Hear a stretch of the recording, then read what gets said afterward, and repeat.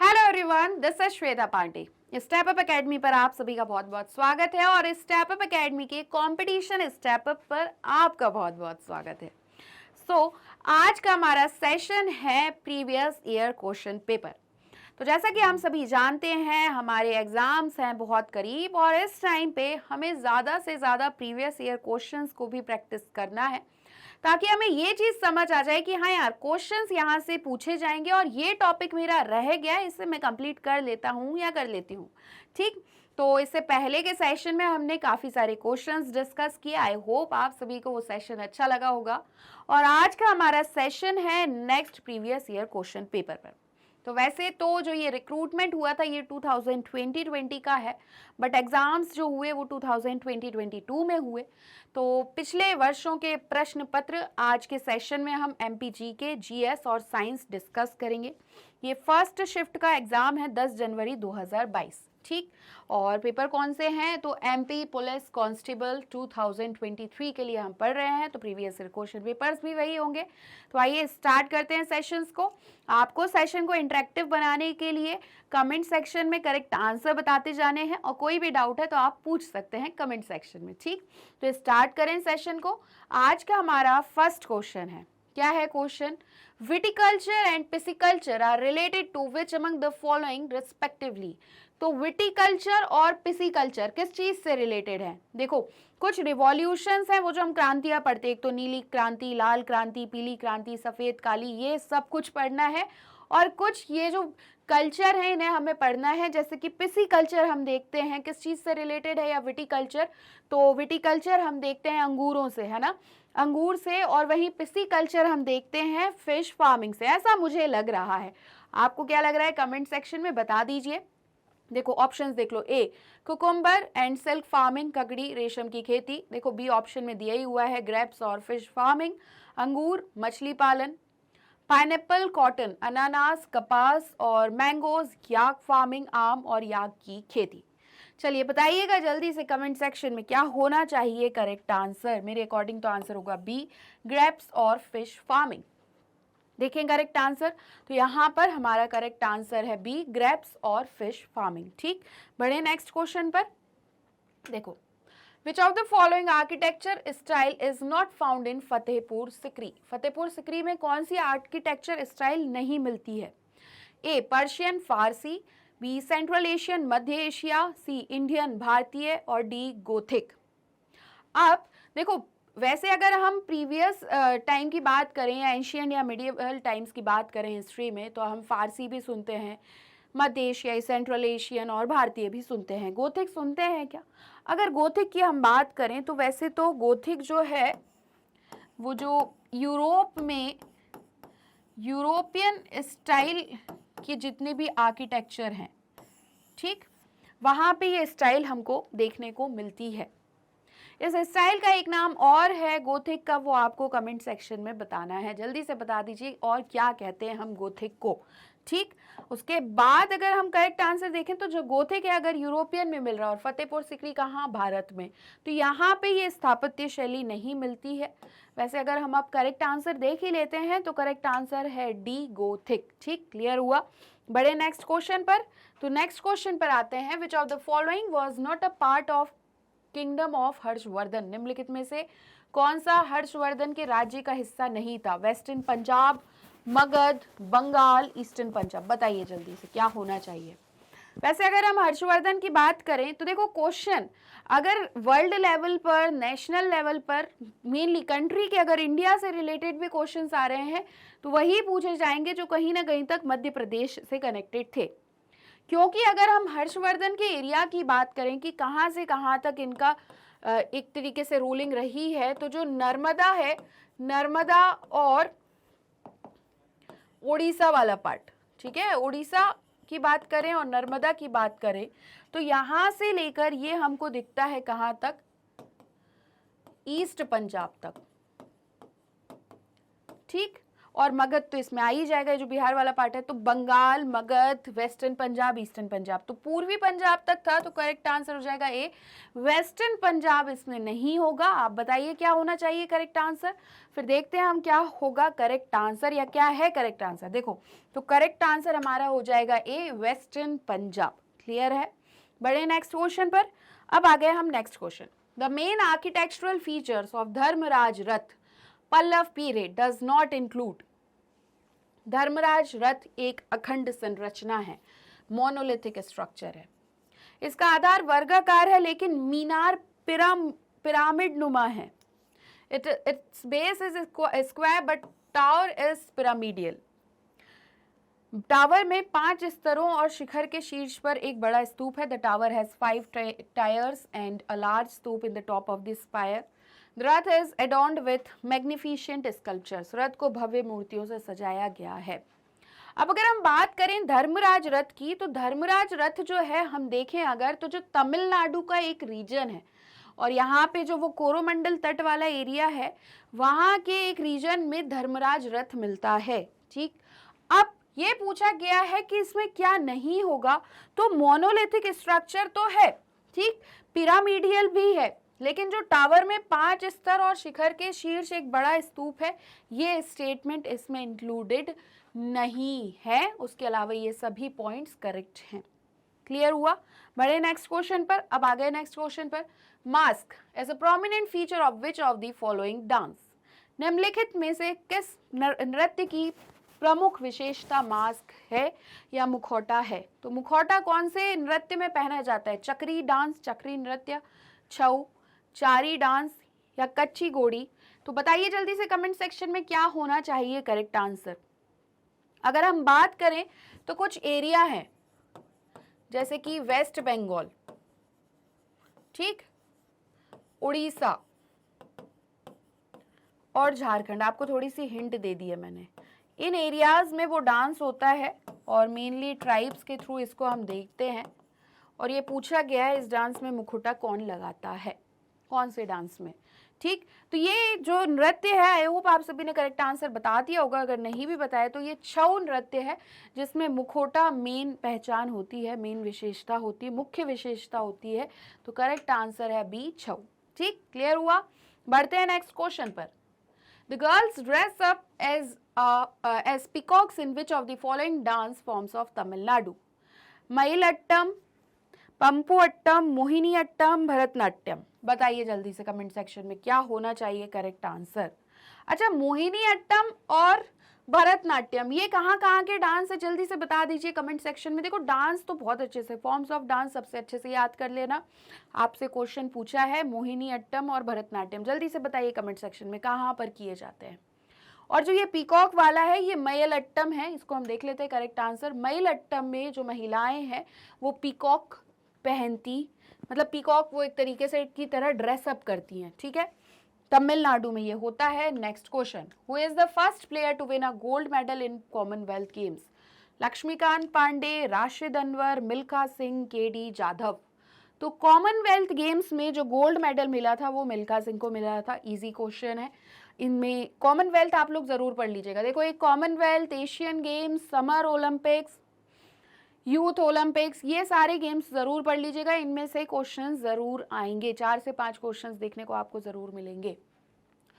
Wrong statement बताना है तो ये पुराना क्वेश्चन है, इसमें अभी तो इंक्रीज हो चुके हैं। अभी अगर आपको पता हो कि कितने मेडल्स जीत चुके हैं, गोल्ड, सिल्वर, तो ये आप बता दीजिए एक बार जल्दी से कमेंट सेक्शन में। वैसे ही करेक्ट आंसर था कि इंडिया ने 18 ब्रॉन्ज जो जीते हैं, ये गलत है, बाकी स्टेटमेंट करेक्ट थी। नेक्स्ट क्वेश्चन पर आ जाते हैं। देखो, यहाँ पे ये पूछा जो गया है, जो क्वेश्चंस पुराने हो चुके हैं उन्हें ज़्यादा ध्यान मत दीजिए, बस हम देख रहे हैं कि इस पार्ट से क्वेश्चन आए तो उसको आप पढ़ते जाइए। ठीक है, which of the following items India imports from the oil and petroleum exporting countries? आपको यहाँ पर फुल फॉर्म दे दिया गया है, फुल फॉर्म नहीं देंगे। कैपिटल गुड्स, पूंजीगत सामान, उर्वरक, फर्टिलाइजर, पेट्रोलियम, इलेक्ट्रिक मशीनें।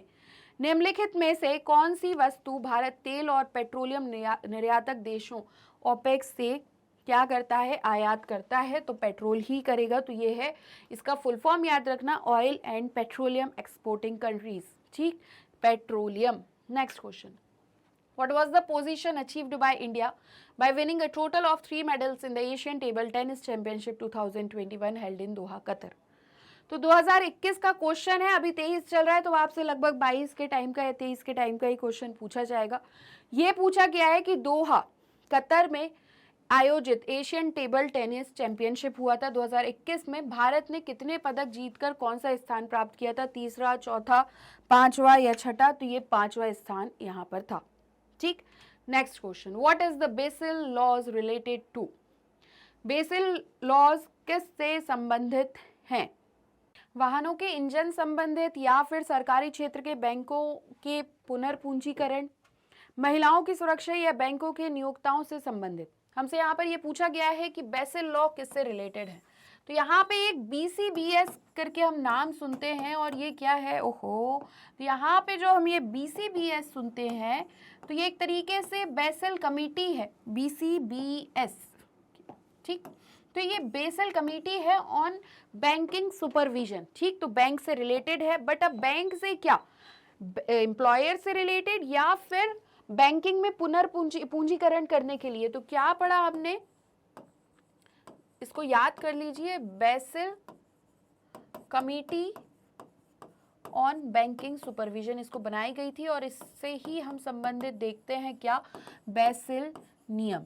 ठीक, तो देखें करेक्ट आंसर, तो ये पुनर्पूंजीकरण से संबंधित होगा, recapitalisation of public sector banks. ठीक, क्लियर हुआ? आई होप आप सभी को ये आंसर याद हो चुका होगा, और इससे संबंधित क्वेश्चंस अब जो भी हो आप पढ़ लीजिएगा एक बार। In which year was the Madhya Pradesh Tulsi academy formed? Tulsi academy कौन सी ईयर में फॉर्मेशन इसका किया गया है? तो तुलसी, देखो एक तो तुलसी एकेडमी है, कुछ एकेडमी भी मिलेंगी हमको और कुछ इंस्टीट्यूशंस भी मिलेंगे, रिसर्च इंस्टीट्यूशंस, इन दोनों को अच्छे से याद रख लेना। और एक है तुलसी रिसर्च इंस्टीट्यूट।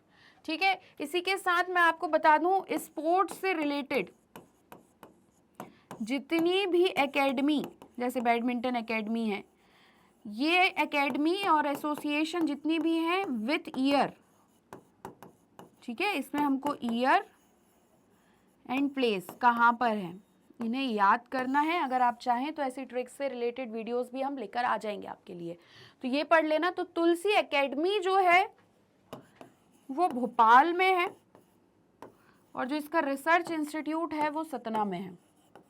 और ये जो अवार्ड दिया जाता है तो ये 1987 में इसका फॉर्मेशन किया गया था। ठीक, देख लें करेक्ट आंसर, और यहाँ पे हमारा करेक्ट आंसर है C, 1987। In 1987 the Madhya Pradesh Tulsi academy was formed. Next question, Haddu and Hassu Khan are associated with the? तो ये जो क्वेश्चन है ये घरानों से संबंधित आते हैं, जैसे हमने सुना है ग्वालियर घराना, इंदौर घराना, जबलपुर घराना। तो ये जो हद्दू और हस्सू खान हैं ये जो जुड़े हुए हैं, तो पूछा गया है इंदौर घराना, सिंगरौली घराना, ग्वालियर घराना या भोपाल घराना। तो ये दोनों संबंधित हैं ग्वालियर घराना से। तो ये घराना से संबंधित, जैसे कि अगर हम आमिर खान देखें तो इंदौर घराना से, अब वो एक्टर वाले नहीं, ये जो यहाँ पे उस्ताद हैं। ठीक है, बड़े नेक्स्ट क्वेश्चन पर, Simhastha is held in which in Madhya Pradesh in a cycle of every years? तो ये बहुत आसान है, उज्जैन में लगता है, शिप्रा नदी के पास, और ये हर 12 साल में लगता है। ठीक, क्लियर हुआ? Next question, which of the following is the main gate of Chanderi fort known as? तो जो चंदेरी किला है, निम्नलिखित में से चंदेरी किले का मुख्य द्वार किसे कहा जाता है? तो यहाँ से आप याद रख लीजिए, जितने भी फोर्ट्स हैं, मतलब कि प्लेसेस जिसमें फोर्ट्स आएंगे और काफ़ी सारी चीज़ें आएंगी, उन्हें आप याद कर लीजिए, क्योंकि इससे रिलेटेड क्वेश्चन पूछा गया है। तो कटी घाटी दरवाज़ा, खूनी दरवाज़ा, हवापुर दरवाज़ा, बादल महल गेट। अब मान लो नहीं पता है, तो ये याद रखो कि एक दरवाज़ा हमने पढ़ा हुआ है जो यहाँ पर मध्य प्रदेश में है, चंदेरी में, वो है खूनी दरवाज़ा। तो करेक्ट आंसर भी वही लगाना है हमको, बी, खूनी दरवाज़ा। ठीक, क्लियर हुआ? बड़े नेक्स्ट क्वेश्चन पर। अब हम आ जाते हैं हमारे क्वेश्चन पर, वेयर इज जहाज महल लोकेटेड? मांडू, पेंच, ओरछा, भोपाल। तो ये ज्यादातर महल मांडू में ही है, तो आंसर है A, Mandu. Next question, Delhi Mumbai industrial corridor will not pass through? तो ये पुराना क्वेश्चन है कि दिल्ली मुंबई इंडस्ट्रियल कॉरिडोर कहाँ से नहीं गुजरेगी? नीमच, रतलाम, भिंड, बड़वानी।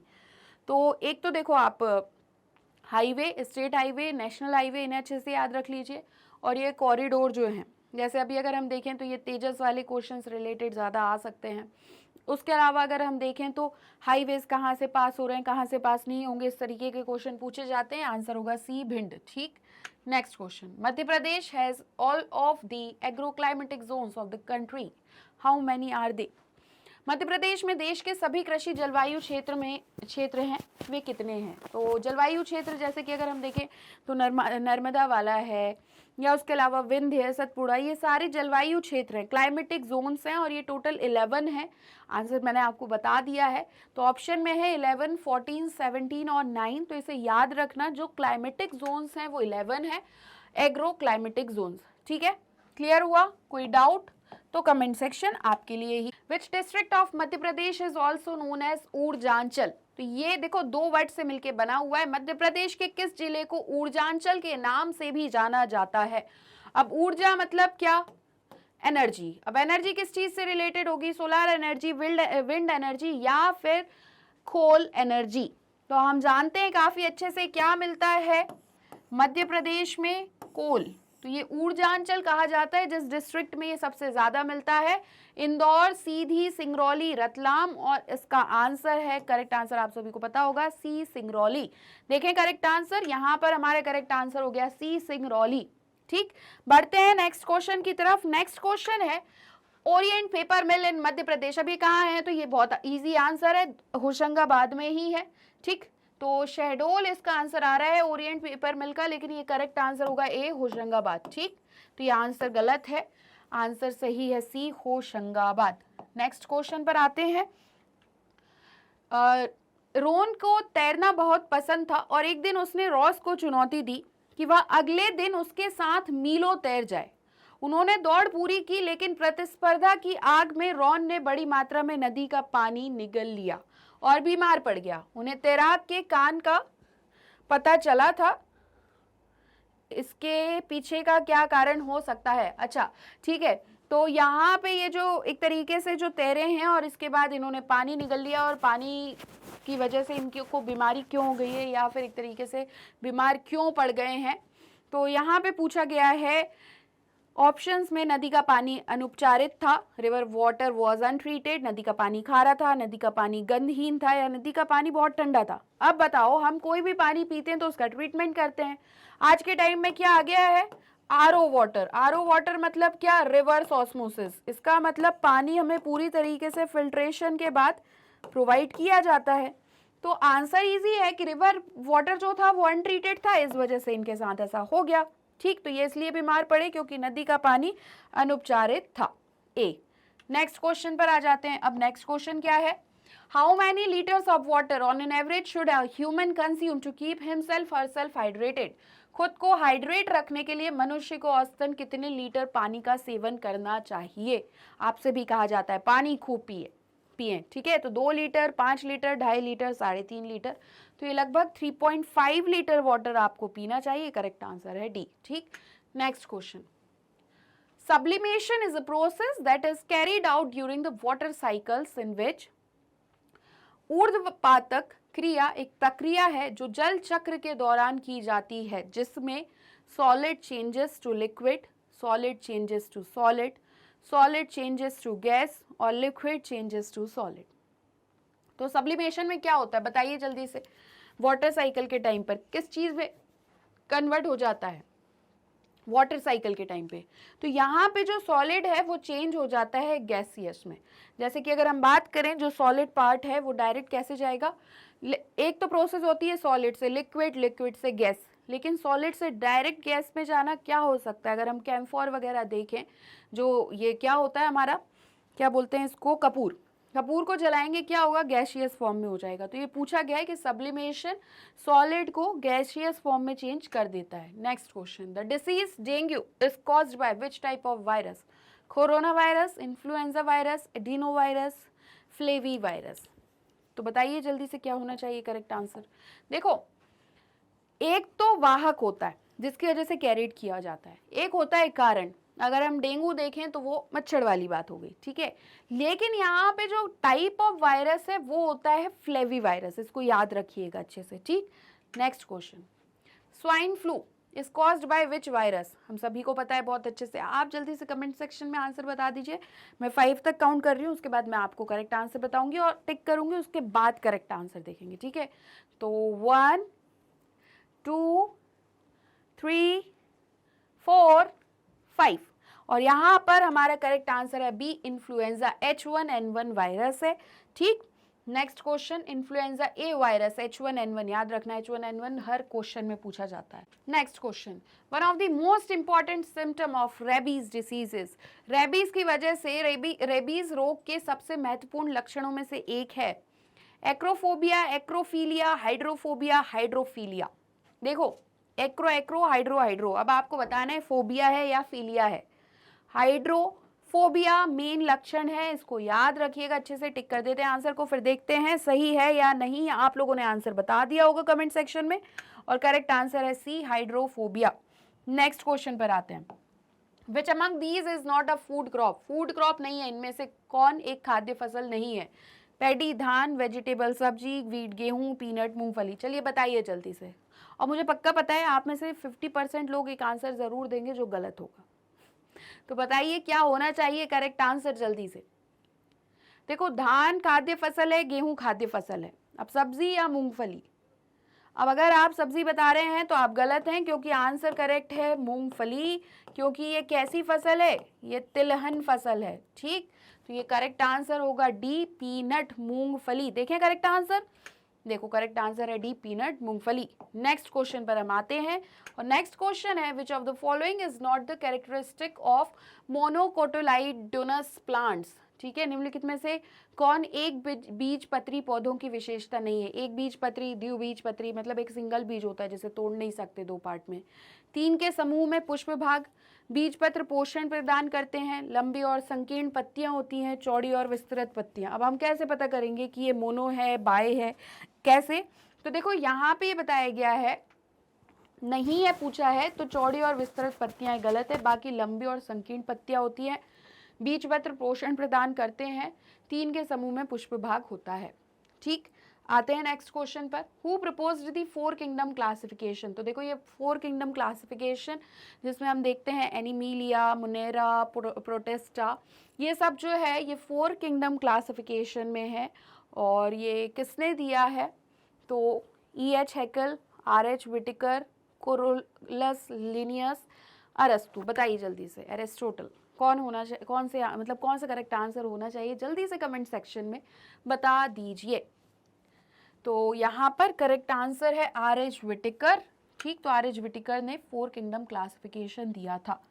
नेक्स्ट क्वेश्चन पर हम आते हैं, which one of the following is called plant animal? Plant animal किसे कहते हैं? यूग्लिना, अमीबा, शैवाल, प्लेनेरिया। तो देखो यहाँ से ये तो प्लांट एनिमल में नहीं है और ये भी नहीं है, बात आती ये और ये, तो याद रखना ये फैक्ट है, यूग्लिना जो है वो प्लांट एनिमल कहलाता है। ये देखो करेक्ट आंसर है A, euglena, plant animal. Next question, which of the following projects will you not run in the relation to environmental conservation? आप पर्यावरण संरक्षण के संबंध में से निम्नलिखित में से कौन सी परियोजना नहीं चलाएंगे?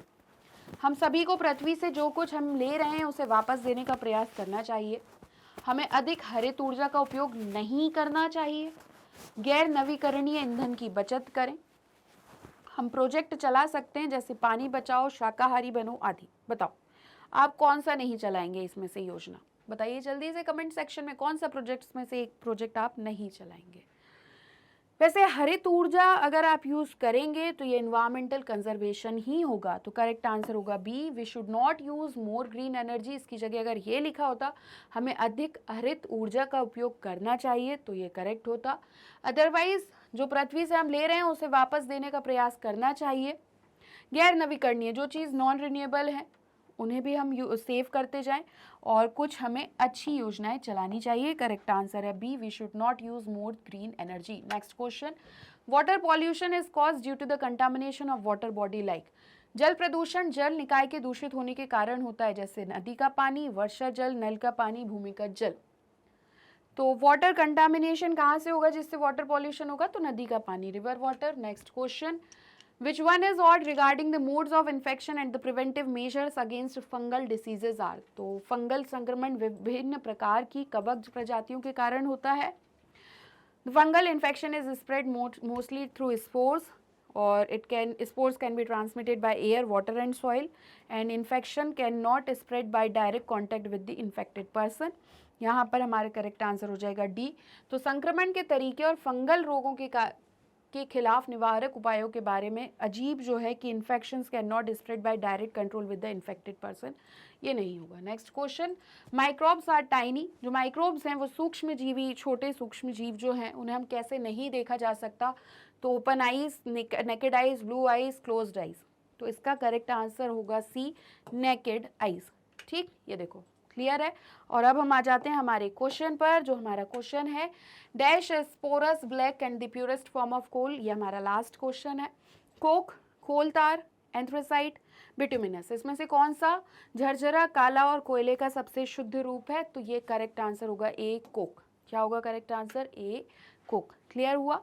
और इसी के साथ आज का हमारा सेशन यही समाप्त होता है. मिलते हैं नेक्स्ट सेशन में नेक्स्ट प्रीवियस ईयर पेपर के साथ. इसी के साथ साथ अगर आपकी कोई और डिमांड भी है पेपर से रिलेटेड, एग्जाम से रिलेटेड कि मैम ये वाला टॉपिक भी कवर करवा दीजिए, तो वो भी हम आपके लिए लेकर आएंगे. अगर आज का सेशन आपको अच्छा लगा है तो आप हमारे चैनल कॉम्पिटिशन स्टेप अप को please like, share and subscribe करना बिल्कुल भी ना भूलें. Thank you for watching.